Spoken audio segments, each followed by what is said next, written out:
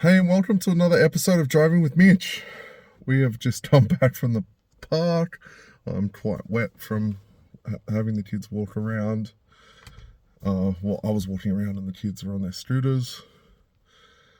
And I was thinking about strategy. So, the number one question I get asked when someone's starting out in crypto is, how do I get started, without having to risk too much? And I've been doing this for a really long time. Like when I was first getting involved in crypto, I was talking about never risk more than you can afford to lose, which for some people it might be $1,000, $10,000, more, depends on where they're at. That's still the case. So it's a risk asset, as is most speculative instruments, whether it be, US traditional stocks or Australian stock market or European stock market. So, what is a great strategy? A great strategy is looking at your disposable income. How much do you have over the next 12 months to invest in a risk asset? And then slicing that up into monthly or even weekly DCA amounts. So, DCA stands for dollar cost averaging. I personally have a portfolio that I buy a certain amount, the same amount every single month. And whatever that amount is for you is what's right for you. Some people it might be $500 a month, others it's 1,000. The point of it is to be consistent. So working with a number of, $1,000 a month, $12,000 a year, you would go and buy a specific amount of a coin every single month. And you might want to slice that up a bit. You might want to do it, if it's $1,000, you might want to do $500 across the top two, which is Bitcoin and Ethereum. And then the remaining $500, you might want to split across 3, 5 different coins that are highly, highly speculative.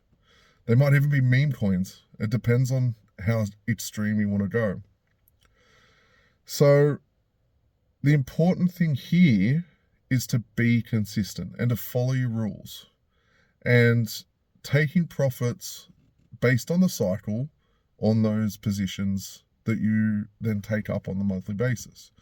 So we are moving towards the end of the 4-year cycle, and the 4-year cycle is based around the halvening, where the value of Bitcoin is programmatically designed to increase in value. My phone's ringing. Stopping the call. So every 4 years, Bitcoin block rewards get halved. So the cost of Bitcoin currently is, or previous to the halvening, which was in May, is around 33,000 US dollars. After that, it doubles.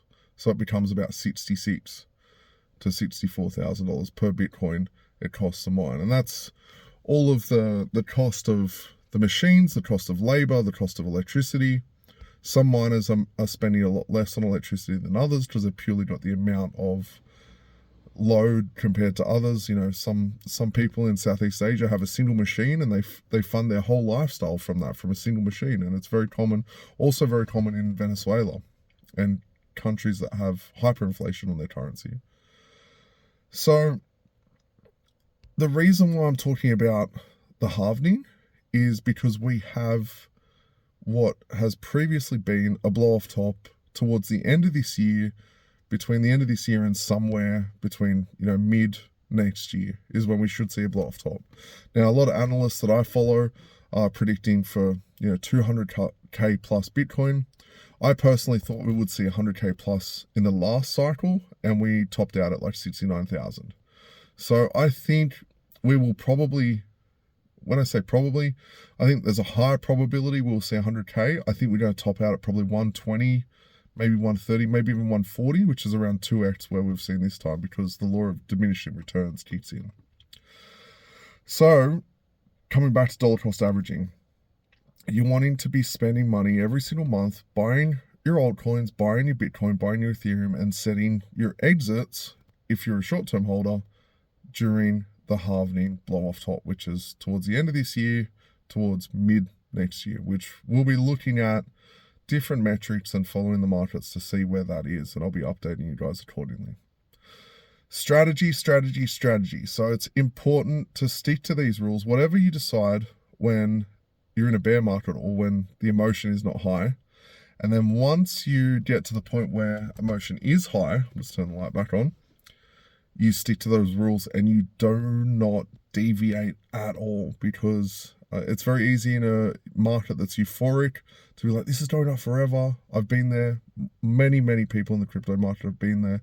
And the most money is made when you stick to those rules during the positive times. So that's it for today's video. Hope you've enjoyed this one. I know a lot of you guys are saying, please continue the crypto and or macro updates on where the markets are working in the world. So I am going to go and continue to do that for you. That's it for me. I'll see you in the next video.